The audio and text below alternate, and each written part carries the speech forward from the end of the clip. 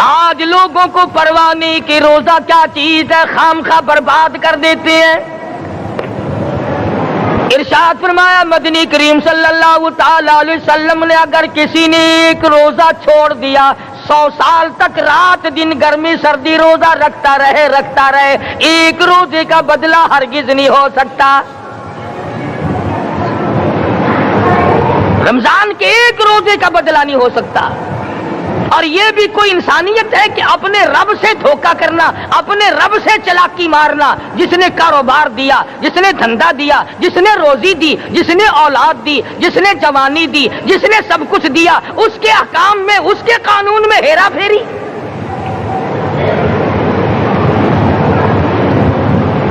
صحابہ کرام رضوان اللہ تعالی علیہ مجمعین کی جماعت کے یہاں تو ایسا ہرگز نہ تھا۔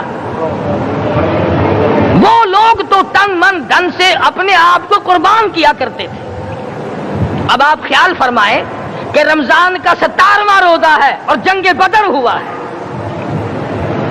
اسلام کی سب سے پہلی لڑائی روزوں میں ہوئی، اسلام کی سب سے پہلی لڑائی روزوں میں ہوئی۔ صحابہ کے پاس ریشن نہیں، اسلحہ نہیں، ساز و سامان نہیں، تلوار نہیں، تیر نہیں، گھوڑے نہیں، اونٹ نہیں، کچھ بھی نہیں، مگر پہلا میدان محمد کریم صلی اللہ علیہ وسلم کو جو صحابہ کرام کو بھگتنا پڑا وہ روزے کے ساتھ تھا اور گرمی کا موسم تھا۔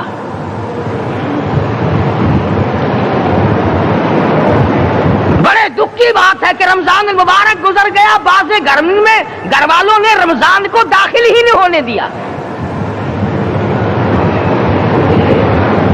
اچھے بھلے کھاتے پیتے آدمی روزہ نہیں رکھتے، مزدوروں کو یہ بہانہ ملا کہ ہم کاروبار کرتے ہیں، روزہ کیسے رکھیں؟ ارے اگر موت آ گئی تو تیرا باپ کمائی کرے گا، اور اگر بیمار پڑ جائے پھر کون کمائی کرتا ہے؟ ارکان اسلام میں سے ہے روزہ، احکام اسلام میں سے ہے روزہ، اسلام کی بنیاد میں سے ہے روزہ، نماز بھی اور روزہ بھی۔ جس نے نماز کی پرواہ نہ کی اس نے ایک ستون گرا دیا، جس نے روزے کی پرواہ نہ کی اس نے دوسرا ستون گرا دیا، جس نے زکات کی پرواہ نہ کی اس نے تیسرا ستون گرا دیا، جس نے حج کی پرواہ نہ کی اس نے سارے اسلام کی عمارت کو ڈھا دیا۔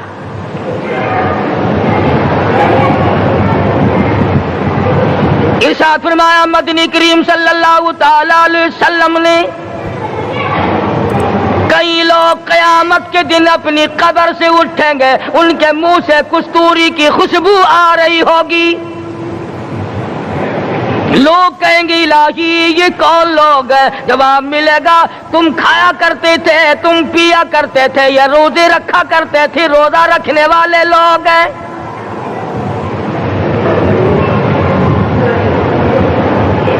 ملتان کے دوستو، اگر تمہاری یہ تمنا ہو کہ ہم قیامت کی پیاس سے بچ جائیں، 50,000 سال کی شدت والی پیاس سے بچ جائیں، قیامت کے دن والی گھبراہٹ سے بچ جائیں، قیامت کے خوفناک عذاب سے بچ جائیں، اگر 50,000 سال کی دھوپ سے بچنا چاہتے ہو، شدت سے بچنا چاہتے ہو، گرمی سے بچنا چاہتے ہو، پیاس سے بچنا چاہتے ہو، مسلم شریف کی روایت میں ہے ایک آدمی کی زبان اتنی باہر لٹک جائے گی اس پہ 18 آدمی کھڑے ہو سکے۔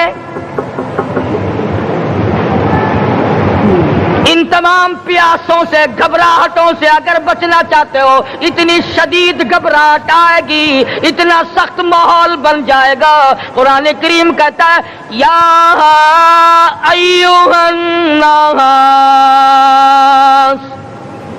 اتقوا ربکم، ڈرو اپنے پروردگار سے جتنے تمہیں آنکھیں دی۔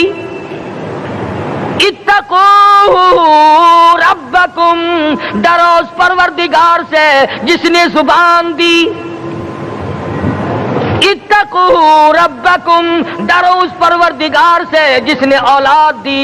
اتقوا ربکم، ڈرو اس پروردگار سے جس نے کاروبار دیا۔ ڈرو اس پروردگار سے جس نے ہاتھ دیے، جس نے پیر دیے۔ فرمایا اتقوا ربکم ان زلزلۃ الساعۃ شیء عظیم، اتنا سخت گھبراہٹ ہوگا قیامت کے دن نبی کریم صلی اللہ علیہ وسلم نے فرمایا اگر کوئی اس پیاس سے بچنا چاہتا ہے، اس گھبراہٹ سے بچنا چاہتا ہے، تو ایک ہی صورت ہے کہ وہ رمضان کے روزے رکھا کرے۔ حدیث میں آتا ہے کہ قیامت کے دن اللہ پاک جل شان عرش عظیم کے سائے میں کچھ لوگوں کو دسترخوان پہ بٹھا کر کھانا کھلائیں گے۔ اس تباہ کاریوں والے دن، پریشان حال والے دن، جس دن یہ حال ہو، فرمایا یوم یفر المرء من اخیہ و امہ و ابیہ و صاحبتہ و بنیہ، اما ابا بیوی اولاد کوئی بھی کام آنے کو تیار نہیں۔ حالات اس طرح سے دگرگوں بن جائیں گے۔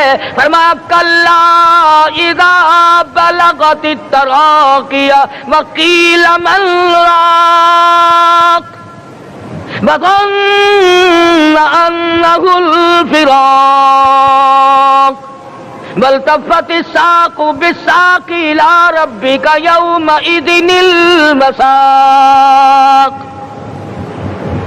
فرمایا موت تمہارا کام آ کر تمام کر دے گی، یہ ہاتھ کام نہ کریں گے، یہ آنکھ کام نہ کریں گی، یہ پیر کام نہ کریں گے، یہ دل و دماغ نکما ہو جائے گا، یہ بیوی بچے کام نہ آئیں گے، یہ دھن دولت کام نہ آئے گی، تمام کا تمام نظام کائنات بیکار ہو جائے گا۔ سیدہ عائشہ صدیقہ رضی اللہ تعالی عنہ فرماتی ہیں کہ جب رمضان کا چاند نظر آتا تو حضور صلی اللہ علیہ وسلم کا رنگ پیلا پڑ جاتا، دعا میں عاجزی بڑھ جاتی، رکعات لمبی ہو جاتی، سجدے لمبے ہو جاتے، اللہ سے مانگنا بڑھ جاتا۔ فرماتی ہے کہ ایک دن حضور صلی اللہ علیہ وسلم نے ساری رات رو رو کے گزاری، تو صبح کو میں نے عرض کیا کہ یا رسول اللہ آپ اتنے پریشان جو ہوتے ہیں، کیا آپ کو اپنی بخشش کا یقین نہیں؟ تو آپ نے فرمایا میری عائشہ جب مجھے یقین ہے تو کیا میں خدا کا شکر گزار بندہ نہ بنوں؟ اس نے جو مجھے اتنا بڑا مرتبہ عطا کیا ہے، میں اس کا شکر گزار بندہ نہ بنوں؟ نبی ساری رات روئے، امتی ساری عمر میں ایک دن نہ رویا۔ فرمایا ان تعذبهم فإنهم عبادك، ان تعذبهم فإنهم عبادك وَإِن تَغْفِرْ لَهُمْ فَإِنَّكَ أَنْتَ الْعَزِيزُ الْحَكِيمُ۔ ساری رات گزار دی اسی آیت کو تلاوت کرتے کرتے محمد عربی صلی اللہ علیہ وسلم نے، او میرے رب اگر تو ان کو عذاب دے تو یہ تیرے بندے ہیں، اور اگر معاف کر دے گا تو تیرے خزانے میں کوئی کمی نہیں۔ وَإِن تَغْفِرْ لَهُمْ فَإِنَّكَ أَنْتَ الْعَزِيزُ الْحَكِيمُ۔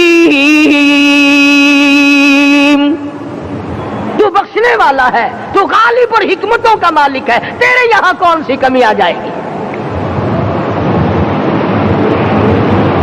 صحابہ کرام تو جیا کرتے تھے اسی کے سہارے سے۔ سیدنا معاذ بن جبل رضی اللہ تعالی ہر وقت دعا کرتے تھے الہی جب میری موت آئے، رمضان کا مہینہ ہو، گرمی کا موسم ہو، میرا روزہ ہو، جہاد فی سبیل اللہ ہو، کافروں سے مقابلہ ہو رہا ہو، لڑائی ہو، اعلان ہو چکا ہو، تؤمنون باللہ ورسولہ وتجاہدون فی سبیل اللہ۔ حضرت معاذ دعا کرتے ہیں کہ میں تو یہ دعا کرتا ہوں کہ گرمی ہو، میرا روزہ ہو، کفار سے مقابلہ ہو، وہ میرے ٹکڑے کر دیں، میری زبان کاٹ دیں، تیری عدالت ہو، میری پیشی ہو۔ جب میرا خدا پوچھے معاذ دنیا سے کیا لایا، عرض کروں الہی زبان کٹا کے آیا ہوں، روزہ رکھ کر آیا ہوں، ارادہ یہ ہے کہ تیرے محبوب کے حوض کوثر سے روزہ افطار کروں گا۔ آج قوم کھلے بندوں کھاتی پھرتی ہے، انہیں شب قدر کا کیا پتا، انہیں لیلۃ القدر کا کیا پتا، انہیں رمضان المبارک کی بابرکت گھڑیوں کا کیا پتا۔